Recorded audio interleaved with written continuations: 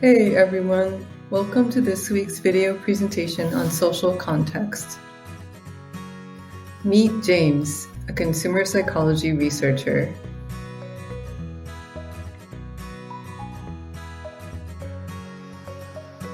Let's see what we can learn from James's research. First of all, what is nonconformity? It's generally defined as a behavior belief that is inconsistent with norms and standards. And how do we perceive and experience it? In both professional and non-professional settings, we try to learn and adhere to dress codes, etiquette, and other written and unwritten standards of behavior. And why do we conform? Because we feel driven by a desire to gain social acceptance and status. We also try to avoid negative experiences, such as social disapproval, ridicule, and exclusion. Well, we all know what it feels like when we try to fit into a group but don't succeed. So, whether a person's behavior is perceived as conforming or not depends upon the context, and the degree to which people feel free to deviate from a social norm often increases along with their status, which can be displayed in their ability to afford luxury goods. When non-conforming behavior is accidental, it can feel horrible, but when non-conforming behavior is intentional, it can lead to perceptions of higher status and competence.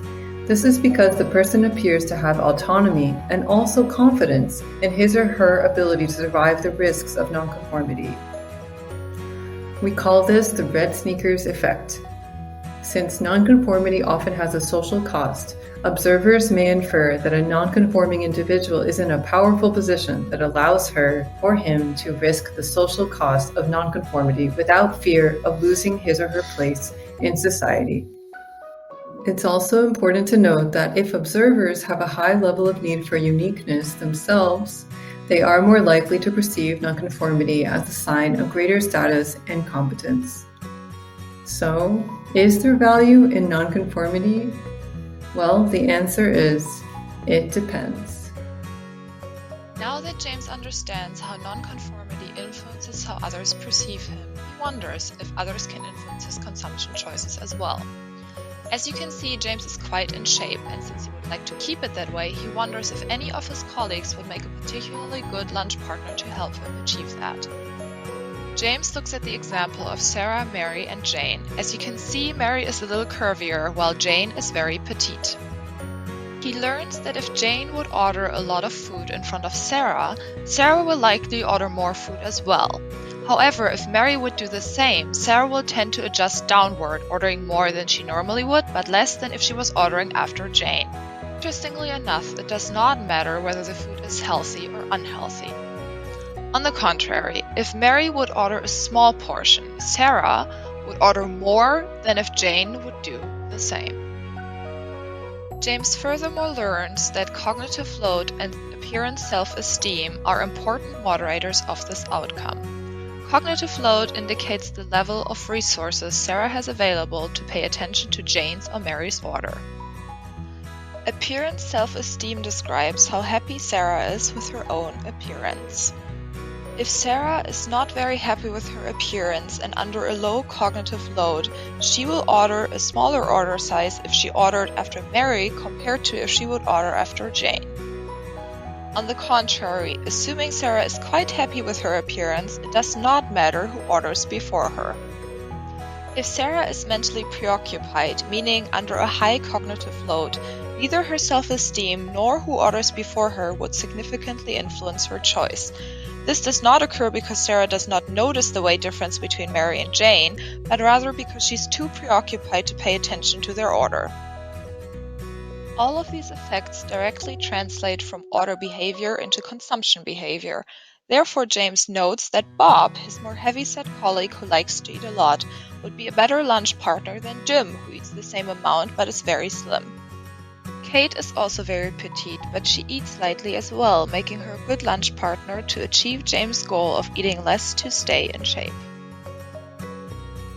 Lovely James now knows that people tend to choose foods according to what their peers choose, except if the other person is overweight. As you can see, James is pretty well built, so he does not worry too much about his size. Yet this reminds him of something. Last time James was asked for his size, he made himself actually 1 or 2 kilograms lighter. Who would get hurt after all from that, right?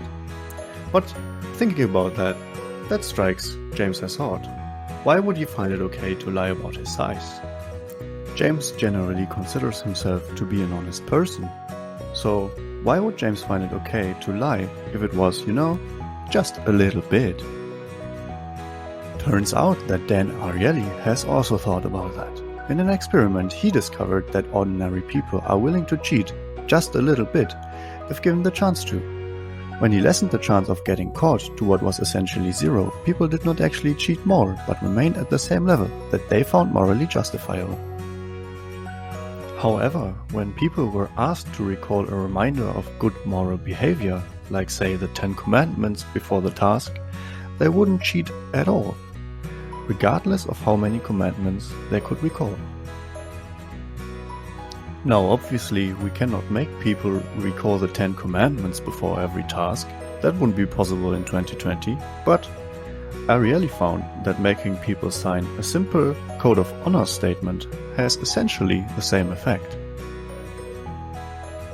Now James learned that, like him, most people are okay with cheating just a little bit, but that you can prevent them from doing so by reminding them about honesty.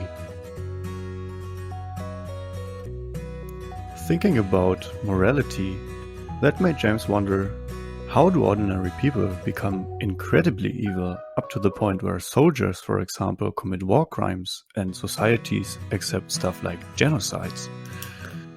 Well, that's what the famous Stanford prison study and the Milgram experiment were aiming to find out. In the Stanford prison study, 24 ordinary guys were randomly assigned towards either being a prison guard or an inmate in a fake, made-up prison in the basement of Stanford University. Researchers wanted to know what would happen if you gave one group unlimited power over the other. You would expect that the prison guards would feel awkward in their role and treat the inmates with respect. After all, the prison guards were decent, well-socialized, ordinary people. Same as the inmates. However, to the shock of the researchers, participants quickly adapted their new role and began behaving like in an actual prison. More so, prison guards would start humiliating inmates in order to put them back in line. Cases of psychical violence became so extensive that several inmates suffered from mental breakdowns, and the experiment had to be shut down after only 6 days. The researchers in Stanford wondered how things could escalate so quickly. They claimed that people would quickly adapt to their new role and behave like what they thought was expected from them. Some researchers though claim that the conducting researcher Dr. Zimbardo had taken a leadership role and thus encouraged prison guards to show a certain behavior. The Milgram experiment is another experiment that tries to clarify on that question. In the Milgram experiment, subjects were asked to take the role of a teacher and give electric shocks to a student if the student wasn't able to remember a word per task. The experiment started with only a light shock, but would go up to a potentially lethal 450 volts, under which the student would not only ask to quit, but start screaming and finally not make any noises anymore. When questioning the task, the researcher encouraged the suspects to continue their experiment repeatedly, reassured that the student was fine, and that he, the researcher, would take full responsibility. Luckily, the student was only an actor, and the task was staged, because to everyone's great shock, all suspects were willing to dish out the full 450 volts shock, simply because they were ordered to do so. These astonishing results make James wonder if all people are just unstoppably vulnerable to authority. Assessing this experiment requires a closer look. The devil lies in the detail. If conducted not at Yale, so a highly renowned university, but in a commercial context, the rates of people quitting the experiment was much higher. Furthermore, direct orders by the researcher to continue the experiment did often not work. However, if he took another formulation and said, "The experiment requires you to continue," people would do so. This means that in order to dish out the full 450 volts, people needed to identify with the cause of science and believe that what they were doing was necessary. Referring to this experiment, we can judge the crimes like the Holocaust in Nazi Germany that were committed and executed by seemingly ordinary desk workers like Adolf Eichmann. Some people just wanted to save their lives by not rebelling against the system, but some people also wanted to please the authorities by doing exactly what they thought was expected from them. However, we can also see that without a sense of commitment to the task of eradicating the Jews, subordinates like Adolf Eichmann would not have executed Hitler's orders. They were knowing what they were doing and they were identifying with the task. This is why we can not only blame authorities for collectively committed crimes. We can learn from this that it is incredibly important to question your motivations sometimes, especially if they are handed to you by an authority. That was our funny presentation, and it was just great.